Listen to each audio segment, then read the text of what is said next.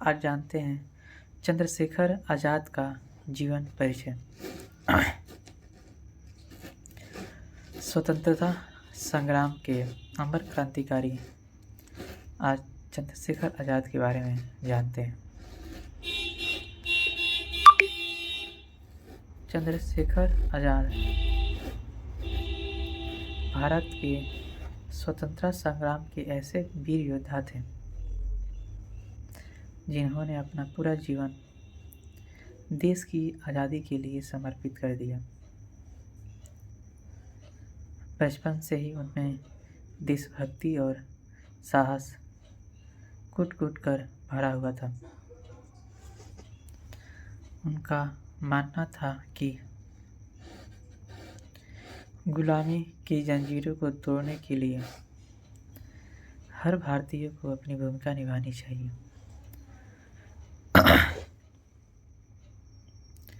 चंद्रशेखर आज़ाद ने न सिर्फ अंग्रेजों का डटकर सामना किया, बल्कि देश के युवाओं को भी आज़ादी की लड़ाई में प्रेरित किया। उनका जीवन हम सभी के लिए साहस और देशभक्ति का संदेश है। आज हम इस वीडियो में जानेंगे चंद्रशेखर आज़ाद के बारे में। जीवन परिचय को क्यों आज़ाद का टाइटल मिला, काकोरी कांड में उनका पहला क्या भाग था, कमांडर इन चीफ्स और जेपी सेंटर्स की हत्या कैसे की, और जब दिल्ली असेंबली में बम फेंका और अकेले लड़ते हुए उनको शहादत कैसे मिली। चंद्रशेखर आज़ाद का जन्म 23 जुलाई 1906 को मध्य प्रदेश के झाबुआ जिले के भाबरा नामक गांव में हुआ था। उनके पिता का नाम सीताराम तिवारी और माता का नाम जगरानी देवी था। आज़ाद का प्रारंभिक जीवन आदिवासी बाहुल्य क्षेत्र में स्थित भाबरा गांव में ही बीता। अपने बचपन में ही आज़ाद ने भील बालकों के साथ मिलकर निशानेबाजी और धनुर्विद्या सीख ली थी। 13 अप्रैल 1919 को जालियांवाला बाग कांड के समय आज़ाद बनारस में पढ़ाई कर रहे थे। इस घटना ने पूरे देश को हिला कर रख दिया। वहीं बालक आज़ाद को अंदर से झकझोर दिया। उस समय ही उन्होंने यह तय कर लिया कि वह भी स्वतंत्रता आंदोलन में भाग लेंगे और फिर वह महात्मा गांधी के वर्ष 1921 में चलाए जा रहे असहयोग आंदोलन से जुड़ गए। लेकिन सन 1922 में चौरी चौरा की घटना के बाद गांधी जी ने अपना असहयोग आंदोलन वापस ले लिया, तो आज़ाद का कांग्रेस से मुंह भंग हो गया। इसके बाद आज़ाद पंडित राम प्रसाद बिस्मिल और सच्चिदानंद दास सान्याल, योगेश चंद्र चटर्जी जैसे क्रांतिकारियों के संपर्क में आए।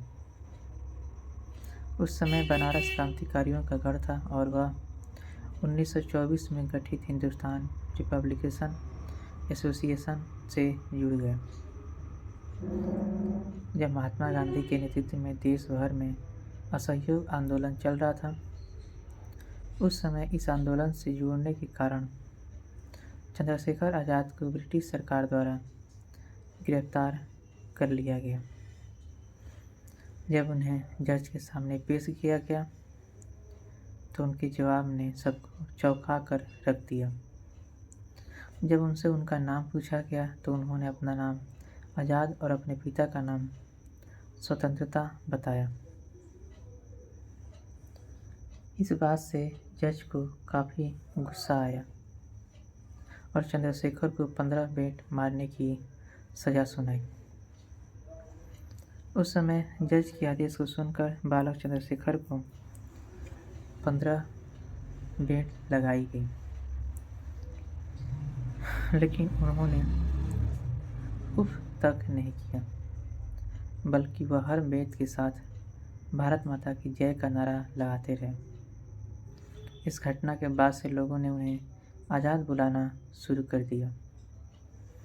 भारतीय इतिहास के पन्नों में दर्ज काकोरी कांड से शायद ही कोई अनजान होगा। दरअसल इस दौरान हिंदुस्तान सोशलिस्ट रिपब्लिकन एसोसिएशन दल के 10 सदस्यों ने काकोरी ट्रेन को लूट को अंजाम दिया था, क्योंकि उस समय क्रांतिकारी गतिविधियों के लिए अधिकांश धन संग्रह सरकारी संपत्ति की लूट के माध्यम से किया जाता था। आज़ाद का मानना था कि यह लूटा हुआ धन भारतीयों का ही है, जिसे ब्रिटिश हुकूमत ने जबरन हम पर शोषण करके लूटा है।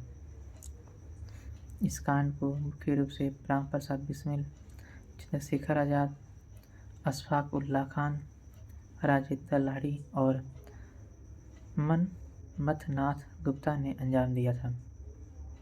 आपको बता दें कि इस कांड के बाद ब्रिटिश हुकूमत ने इन वीर क्रांतिकारियों को, जिसमें राम प्रसाद बिस्मिल, राजेंद्र नाथ लाहिड़ी और ठाकुर रोशन सिंह थे, उन सभी को फांसी की सज़ा सुना दी गई। इस घटना के बाद दल के ज़्यादातर सदस्य ब्रिटिश सरकार द्वारा गिरफ्तार कर लिए गए और दल बिखरने लगा। इसके बाद आज़ाद और दल के अन्य प्रमुख सदस्यों के सामने एक बार फिर से दल खड़ा करने का संकट आ गया। हालांकि ब्रिटिश हुकूमत आज़ाद और दल के अन्य सभी सदस्यों को पकड़ने की लगातार कोशिश कर रही थी, लेकिन यह उनकी कोशिश नाकाम रही और आज़ाद उनसे बच निकलकर सुरक्षित दिल्ली पहुंच गए। इसके बाद दिल्ली के फिरोज शाह कोटला मैदान में सभी बचे हुए क्रांतिकारियों ने एक गुप्त सभा आयोजित की गई। इस सभा में आज़ाद के साथ महान क्रांतिकारी भगत सिंह, अशफाक उल्लाह खान, सुखदेव थापर, योगेश चंद्र चटर्जी भी शामिल हुए। इस सभा में तय किया गया कि दल में अन्य नए सदस्य जोड़े जाएंगे और इसे एक नया नाम दिया जाएगा। इस दल का नाम हिंदुस्तान सोशलिस्ट रिपब्लिकन रखा गया। इसके साथ ही आज़ाद को इस दल का कमांडर इन चीफ बनाया गया। सन 1928 में साइमन कमीशन के खिलाफ प्रदर्शन के दौरान ब्रिटिश हुकूमत द्वारा किए गए लाठीचार्ज में लाला लाजपत राय बुरी तरह घायल हो गए और कुछ ही दिनों में उनकी मृत्यु हो गई। इसके बाद भगत सिंह, सुखदेव, राजगुरु ने उनकी मृत्यु के बदला लेने का फैसला किया और चंद्रशेखर आज़ाद ने उनका साथ दिया। इन लोगों ने 17 दिसंबर 1928 को लाहौर के पुलिस अधीक्षक जीपी सैंडर्स के दफ्तर को चारों ओर से घेर लिया और राजगुरु ने सैंडर्स पर गोली चला दी, जिससे उसकी मौत हो गई। इसके बाद आयरिश क्रांति से प्रभावित भगत सिंह ने चंद्रशेखर आज़ाद, राजगुरु और सुखदेव के साथ मिलकर ब्रिटिश सरकार के खिलाफ कुछ बड़ा धमाका करने की सोची।